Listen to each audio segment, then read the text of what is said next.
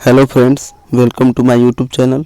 दोस्तों, basic to knowledge पर आप सभी का स्वागत है और हम लोग इतिहास पढ़ रहे हैं। तो इस तरफ आगे बढ़ते हुए आज हम लोग बात करेंगे अभिलेखों की। कल के वीडियो में भी हमने अभिलेखों को डिस्कस किया था। कुछ अभिलेख बच गए थे जिसको इस वीडियो में हम लोग डिस्कस करेंगे और इस वीडियो के बाद हम लोग इतिहास प्रारंभ करेंगे, क्योंकि पीछे की 3 वीडियो में हमने आपको इतिहास के स्रोत बताया था।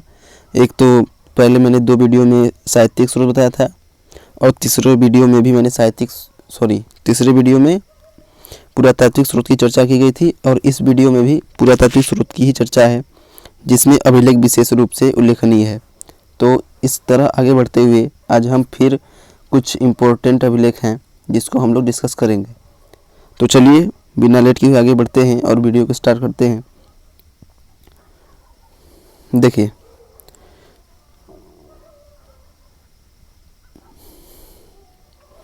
आज हम लोग का टॉपिक है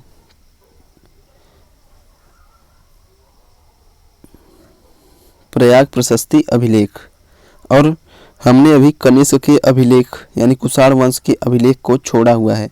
तो प्रयाग प्रशस्ति को पढ़ने से पहले हम लोग चलेंगे कुषाण वंश के अभिलेखों को पढ़ने की ओर। एक मिनट देखते हैं। कुषाण नहीं है इसमें। देखिए, हम लोग कल डिस्कस किए थे कि कुषाण वंश क्या है।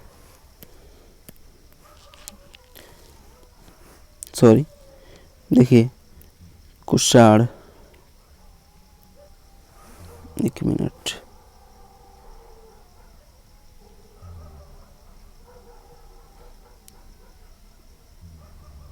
कुषाण। देखिए, कुषाण वंश के प्रारंभ के 4 शासकों को हमने बताया था। कुजुल कड़फिसेस था, फिर था सिकसुन, फिर था विम कड़फिसेस और उसके बाद कौन था? कनिष्क। और इन सभी में से जो विम कड़फिसेस यानी कनिष्क का पिता था, उसी ने सर्वप्रथम कुषाण वंश में सोने के सिक्के जारी किए थे और कनिष्क ने दिनारी मुद्रा, जिसे दिनारियस कहा जाता था, जारी किया था। तो चलिए सबसे पहले हम देखते हैं आरा अभिलेख। क्या देखेंगे हम लोग? आरा अभिलेख।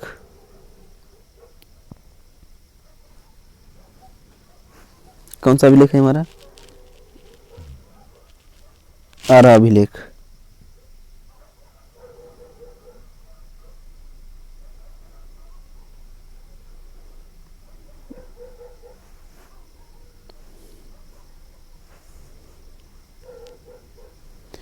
देखिए, आरा अभिलेख किसका है?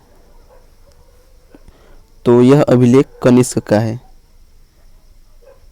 कनिष्क का आरा अभिलेख कनिष्क का है। और जो आरा अभिलेख है, इसमें जो प्रमुख बात लिखा गया है वह यह है कि इस अभिलेख में राजा को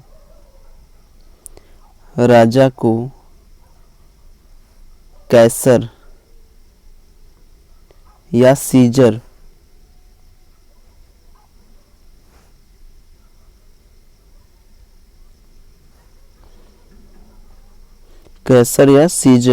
कहा गया। इस अभिलेख में क्या हुआ है? तो इसमें इस बात की चर्चा है कि राजा को कैसर या फिर सीजर कहा गया। जैसे आपने सुना था जूलियस सीजर, उसी तरह से इसमें बताया गया है कि राजाओं को क्या कहा जाने लगा? सीजर कहा जाने लगा। तो इसी तरह आगे अगला अभिलेख है हमारा हुजा चट्टान अभिलेख।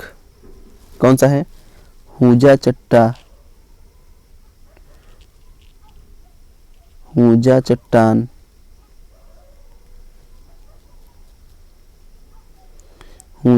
अभिलेख। तो इसकी खास बात क्या है कि देखिए, ये जो हुजा है ये एक नदी है। हुजा क्या है? बेसिकली एक नदी है। हुजा एक नदी का नाम है जो कि कश्मीर में बहती है। कहाँ बहती है? कश्मीर में बहती है। हुजा नदी कश्मीर में बहती है और कश्मीर के गिलगित वाले एरिया में। इसमें कनिष्क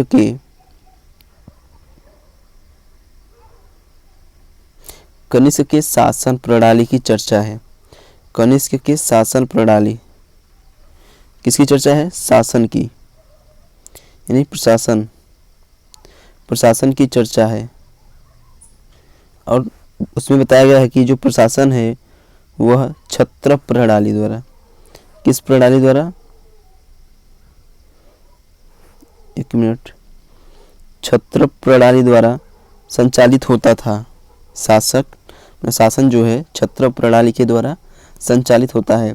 और इस अभिलेख की कुछ खास बात और आपको बता देते हैं, जैसे कि यह जो अभिलेख है इस पर चंद्रगुप्त द्वितीय, किसका? चंद्रगुप्त द्वितीय, चंद्रगुप्त 10 सेकेंड का उल्लेख है। और इसमें उसको विक्रमादित्य कहा गया है। क्या कहा गया है? विक्रमादित्य सेकेंड, यही इसको बोला जाता है ना, विक्रमादित्य। और चंद्रगुप्त के ही शासन काल में, यानी कि आप जानते हैं समुद्र के शासन काल में एक लेखक हुए, एक कवि हुए जिनका नाम था हरिशेन। क्या नाम था? हरिशेन। हरिशेन की भी चर्चा इस अभिलेख में है। तो चलिए आगे बढ़ते हुए अगला अभिलेख देखते हैं, जिसका नाम है मथुरा अभिलेख। अगला कौन सा है? मथुरा अभिलेख।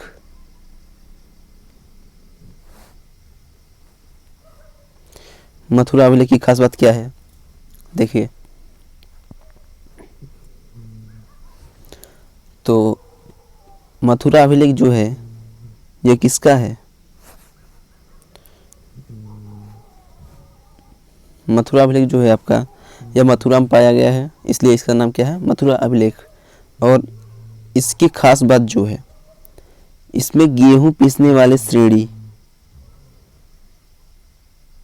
कौन सी श्रेणी? गेहूं पीसने वाले श्रेणी,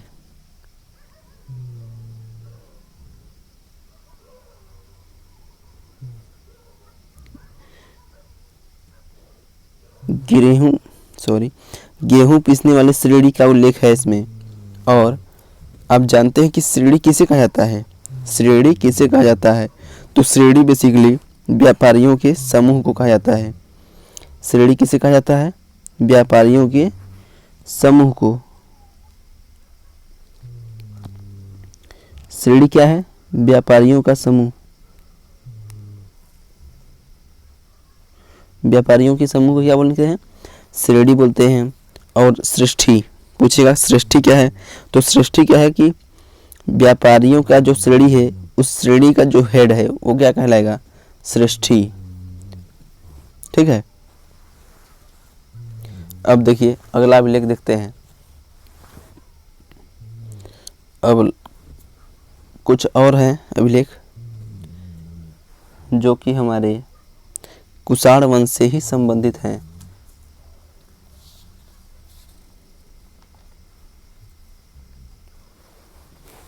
जैसे कि देखिए,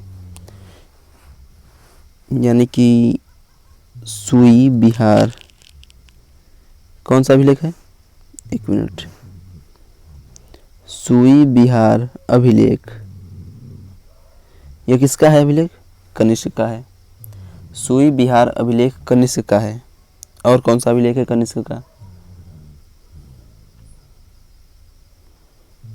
अब ये मथुरा अभिलेख मैंने बताया, मथुरा अभिलेख, आरा अभिलेख भी शायद बताया गया, आरा अभिलेख, हाँ आरा अभिलेख भी बताया। तो इतने ही इम्पोर्टेंट हैं। और आगे अब हम लोग बात करेंगे प्रयाग प्रशस्ति, समुद्रगुप्त के प्रयाग प्रशस्ति अभिलेख की बात। तो सबसे पहले आपको बता देते हैं कि ये जो प्रयाग प्रशस्ति अभिलेख, ये नाम जो आप देख रहे हैं, प्रारंभ में यह अभिलेख प्रशस्ति थी ही नहीं, यानी कि यह केवल अभिलेख था और इसको अशोक ने खुदवाया था। इस अभिलेख को अशोक ने खुदवाया था। प्रयाग प्रशस्ति अभिलेख को अशोक ने लगवाया था अपने शासन काल में। ठीक है। और देखिए इसकी जो भाषा थी वह कौन सी थी? संस्कृत। संस्कृत भाषा है। और इसकी जो लिपि है वो कौन सी है? ब्राह्मी लिपि। कौन सी लिपि है? ब्राह्मी लिपि। और भाषा क्या है आपका?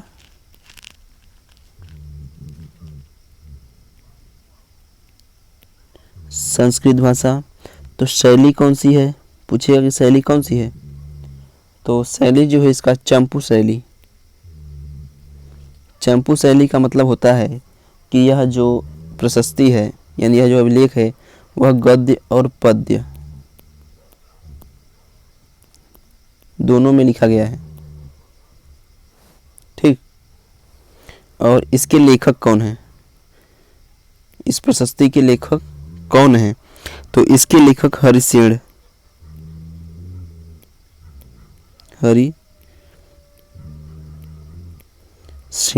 इसके लेखक कौन है?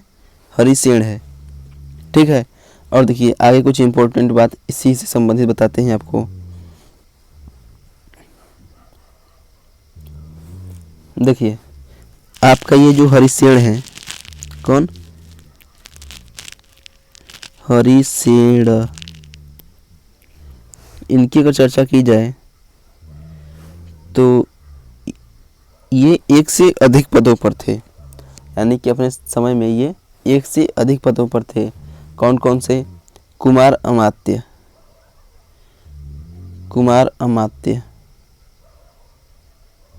एक तो ये इनका पद था कुमारामात्य।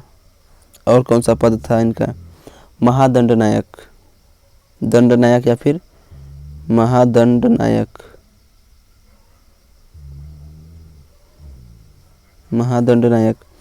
और कौन सा इनका एक और पद था? संधि विग्राहक, यानी समझौता करवाना होता था तो यही जाते थे, संधि विग्राहक।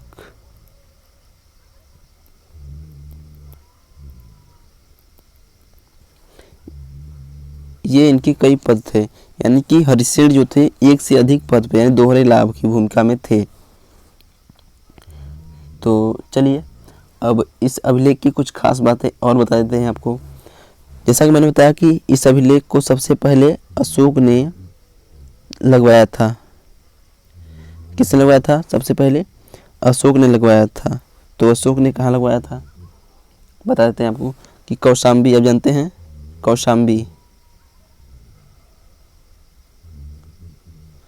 कौशाम्बी।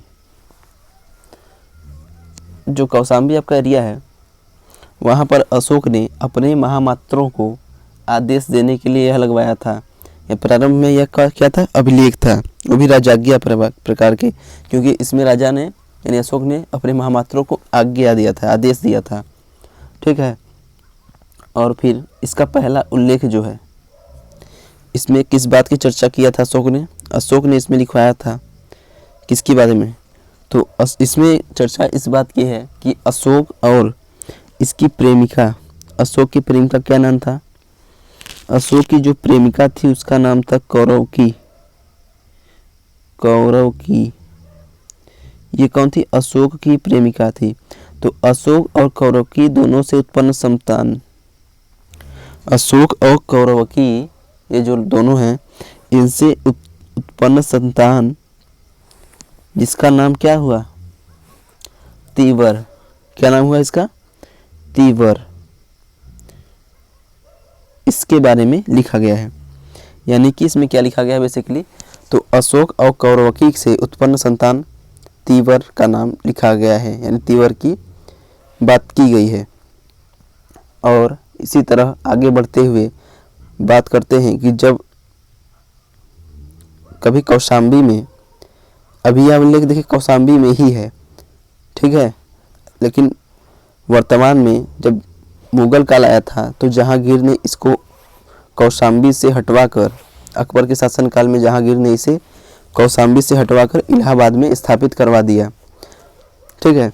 अब देखिए जब समुद्रगुप्त का शासनकाल आया था तो समुद्रगुप्त ने इसमें अपने विजयों का वर्णन करवाया था। समुद्रगुप्त ने अपनी विजयों का वर्णन करवाया था। इसमें इस प्रशस्ति में कुल 33 पंक्तियां हैं, जिसमें से 14 से लेकर 24 तक समुद्रगुप्त की विजय नीति का वर्णन किया गया है। और इस अभिलेख में जब जहांगीर ने इसे विस्थापित करवाया था, इलाहाबाद लाया था, तो इसमें अकबर प्लस बीरबल, कौन से दो नाम और हैं, अकबर और बीरबल, इन दोनों का भी उल्लेख है। अकबर और बीरबल का भी उल्लेख है इस अभिलेख में। तो चलिए आगे बढ़ते हैं। अब देखिए, अब हम लोग बढ़ेंगे गुप्त शासकों के अन्य अभिलेख। चलिए बात करते हैं गुप्त शासकों के अन्य अभिलेख में। तो सबसे पहला एक और आता है मंदसौर अभिलेख। कौन सा अभिलेख है, मंदसौर अभिलेख है।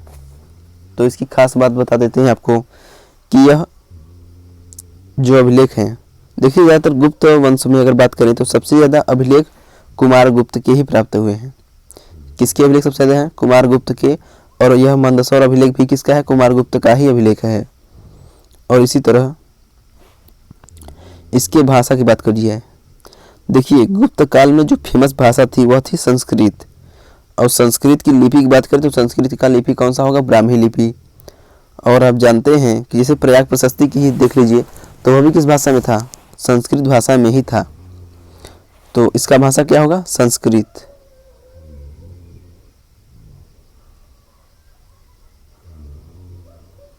स्थान कहाँ पे है, मंदसौर अभिलेख जो है आपका कहाँ पे है, तो गाजीपुर में।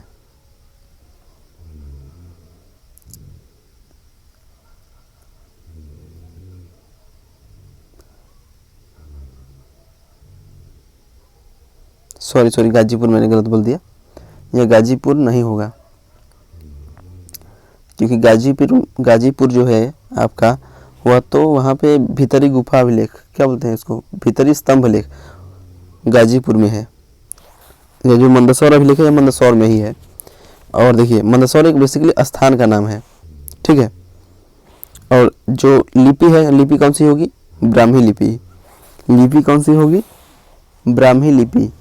और इसके लेखक कौन है, वत्स भट्टी। लेखक कौन होंगे, वत्स भट्टी लेखक होंगे इसके।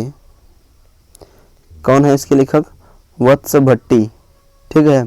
अब इसके प्रमुख बात किया जाए कि इसमें प्रमुख बात क्या है। देखिए इसका महत्व इस बात पे है कि इसमें गुप्तकालीन अर्थव्यवस्था के पतन की उल्लेख की गई है। अर्थव्यवस्था का पतन मतलब ऐसा क्या हुआ कि इसमें अर्थव्यवस्था का पतन हमें प्रतीत होता है। देखिए आपको बता देते हैं, गुप्त काल में एक श्रेणी थी जिसका नाम था तंतुवाय श्रेणी। क्या नाम था उसका, तंतुवाय श्रेणी। आप जानते हैं व्यापारियों के समूह को या संगठन को श्रेणी कहा जाता है। और तंतुवाय श्रेणी जो था वह रेशम धागा बनाने वाला संगठन था। क्या था वह, रेशम धागा बनाने वाला संगठन था। और यह जो है मंदसौर स्थान छोड़कर, यानी मंदसौर जो जगह है इसे छोड़कर दूसरे प्रदेश की ओर जा रहे थे, जिसे उस प्रदेश का नाम था क्या, लाट प्रदेश। उस प्रदेश की ओर ये लोग जा रहे थे। तो इस अभिलेख में उनकी चर्चा की गई है, जिससे इतिहासकार को यह लगता है कि यह एक प्रकार से गुप्त अर्थव्यवस्था का पतन है। और आप जानते हैं कि जहाँ व्यापारी रहेंगे वहीं पे अर्थव्यवस्था फलेगी फूलेगी। और जब व्यापारी ही नहीं रहेंगे तो वहाँ का अर्थव्यवस्था क्या होगा, कमज़ोर होता चला जाएगा, ठीक है। तो चलिए आगे अगला अभिलेख देखते हैं कि कौन सा है। देखिए भीतरी स्तंभ अभिलेख, इसकी बात की जाए तो यह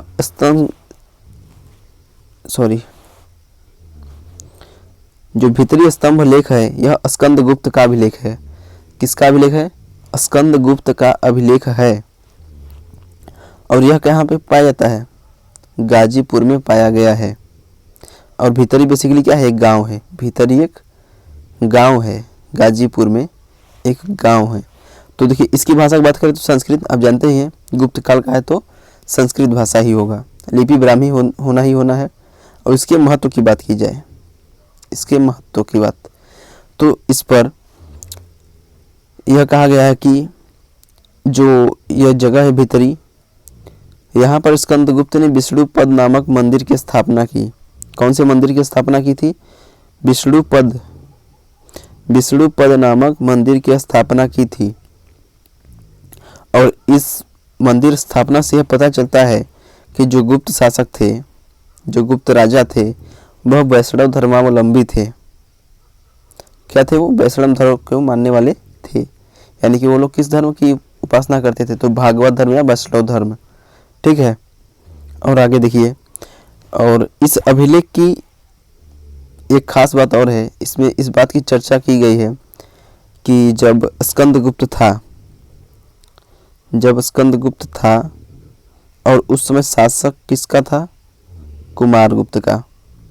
शासन किसका था? कुमारगुप्त का। तो ये जो कुमारगुप्त है, जब शासन कर रहा था तो इसके राज्य पर हूणों ने आक्रमण किया और हूणों से लड़ने के लिए युवराज स्कंदगुप्त गया था। कौन गया था? स्कंदगुप्त।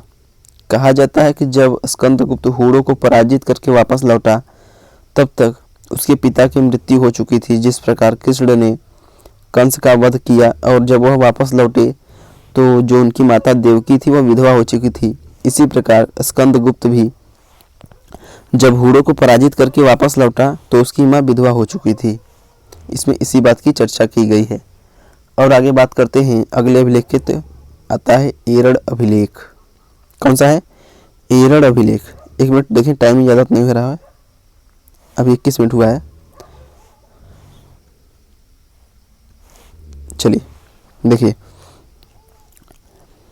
एरड़ अभिलेख की बात करें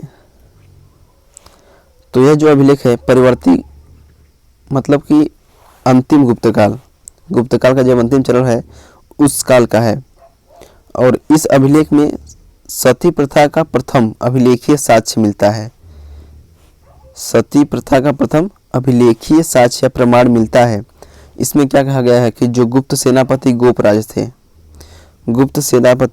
जो थे, उनकी मृत्यु जब हो जाती है युद्ध में, तो उनकी पत्नी क्या होती है? सती हो जाती है।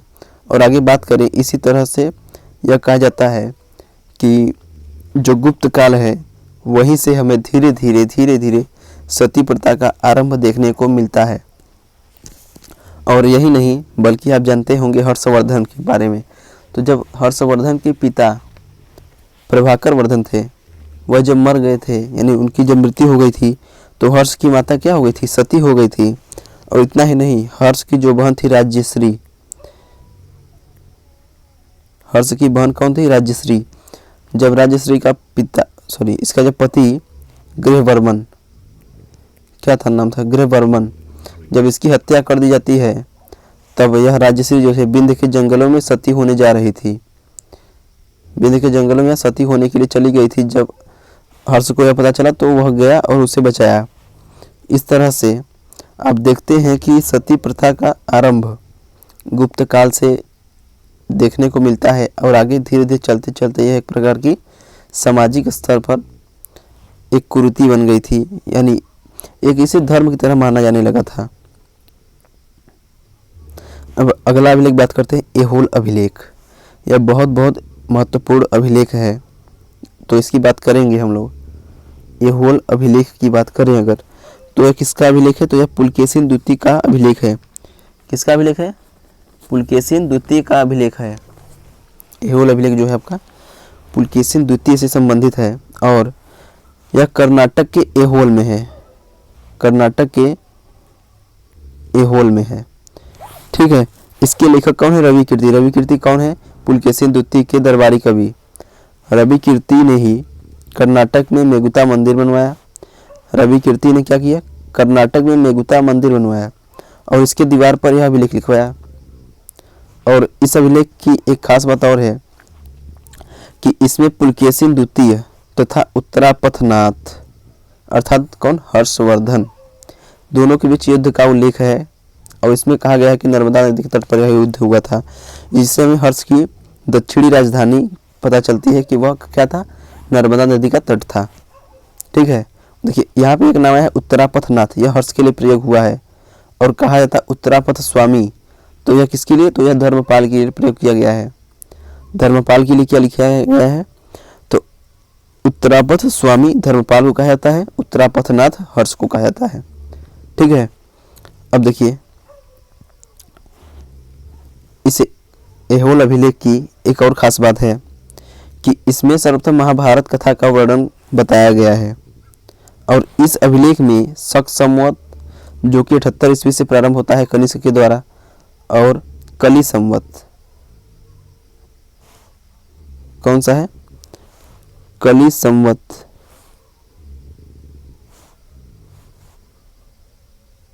एक मिनट,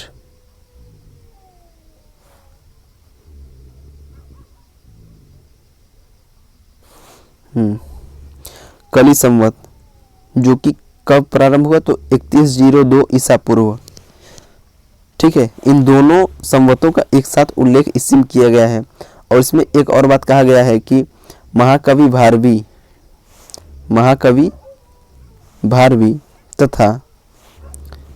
भारवी तथा कालिदास का वर्णन किया गया है। इसमें जो रवि कीर्ति है इसने कहा है कि वह महाकवि भारवी और कालिदास का समकालीन है, जबकि ऐसा वास्तव में था नहीं। केवल रवि कीर्ति अपने आप को, अपने महत्व को बताने के लिए वह ऐसा कहा है। तो इसी तरह आगे चलते हैं अगले अभिलेख की ओर। तो आता है हाथी गुम्फा अभिलेख। कौन सा है? हाथी गुम्फा अभिलेख। देखिए इसकी खास बात क्या है। हाथी गुम्फा अभिलेख की बात करें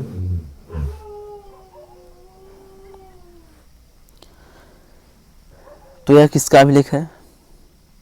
हाथी गुम्फा अभिलेख कलिंग के शासक खारबेल,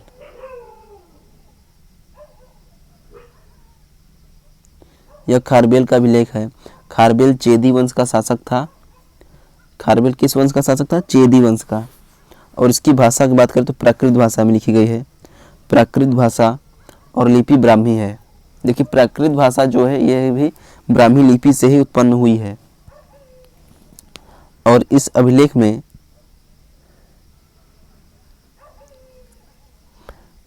सबसे पहली बार भारत को भारतवर्ष कहा गया है। इस अभिलेख में सबसे पहले क्या बताया गया है? भारत को भारतवर्ष कहा गया है। और इस अभिलेख में एक बात और कहा गया है कि जो महापद्म नंद है, महापद्म नंद जो है, ये नंद वंश के संस्थापक महापद्म नंद है, उसके द्वारा नहरों के निर्माण कराने की बात कही गई है कि उसने सिंचाई को बढ़ावा देने के लिए, भूमि में यानी सिंचाई में सुधार करने के लिए, कृषि में सुधार करने के लिए नहरों का निर्माण करवाया था, ऐसा बताया गया है इसमें। और यह एक प्रकार से प्रशस्ति भी है। इसमें जो आपका खारबेल है उसने अपने प्रारंभ के 13 वर्षों की क्रमबद्ध उपलब्धियों का वर्णन किया है। और कलिंग युद्ध जो है अशोक और नंदराज के बीच, इस युद्ध का वर्णन भी इस अभिलेख में किया गया है। और अगला अभिलेख है आपका पडक्कल अभिलेख जो कि दक्षिण भारत में उपस्थित है। तो यह किसका अभिलेख है? तो यह है लोक महादेवी का। किसका है? लोक महादेवी का अभिलेख है। लोक महादेवी कौन है? देखिए चालुक्य शासक आप जानते हैं, बादामी का चालुक्य शासक या वातापी का चालुक्य शासक। वातापी का जो चालुक्य शासक है यानी कि जो बादामी का चालुक्य शासक है, उसके शासक विक्रमादित्य खष्ट, विक्रमादित्य छठा, उनकी पत्नी है ये लोक महादेवी। इसमें क्या बताया गया है कि जो लोक महादेवी है इसने यहाँ पर विरूपाक्ष मंदिर बनवाया था। क्या करवाया था? विरूपाक्ष का मंदिर बनवाया। और जो विक्रमादित्य खष्ट है इसने पल्लव शासकों को युद्ध में 3 बार पराजित किया और कांची कोंड की उपाधि धारण की। देखिए जो विक्रमादित्य खष्ट है इसने पल्लव शासकों को 3 बार हराया और कांची कोंड की उपाधि धारण की। कोंड का मतलब होता है विजेता। कांची मतलब क्या है? तो कांची पल्लवों की राजधानी थी। कांची क्या थी? पल्लवों की राजधानी थी। इस तरह विक्रमादित्य खष्ट ने कांची कोंड की उपाधि धारण की और आगे चलकर एक पीढ़ी आगे चलकर जो एक शासक आया पल्लव वंश में जिसका नाम था नरसिंह वर्मन। क्या नाम था? नरसिंह वर्मन। उसने चालुक्यों की राजधानी, उस समय शासक था पुलकेशिन द्वितीय, उस पर हमला किया और उसके शासन को पूरा एक तरह से हिला के रख दिया और उसकी राजधानी को जीत लिया। किसने? नरसिंह वर्मन ने। और उसने कौन सी उपाधि धारण की? तो वातापी कोंड। कौन सी उपाधि? वातापी कोंड की उपाधि धारण की नरसिंह वर्मन ने।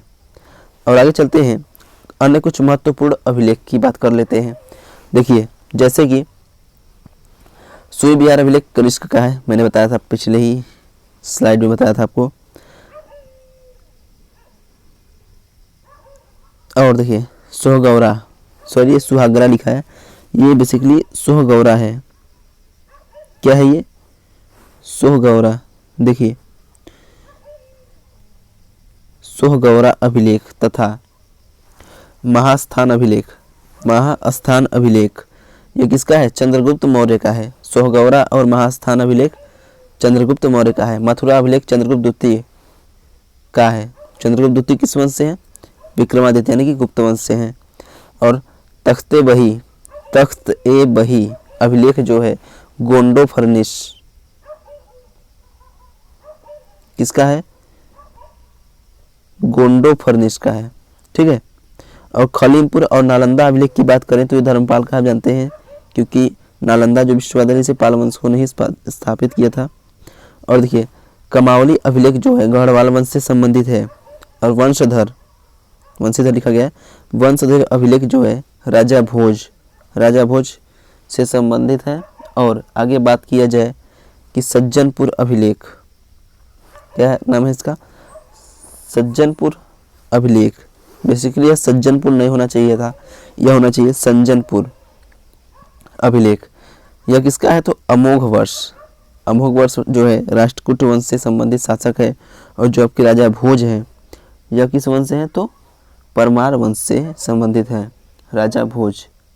ठीक है। इस तरह से आपका अभिलेख हुआ समाप्त। और तब तक गुड बाय, टेक केयर।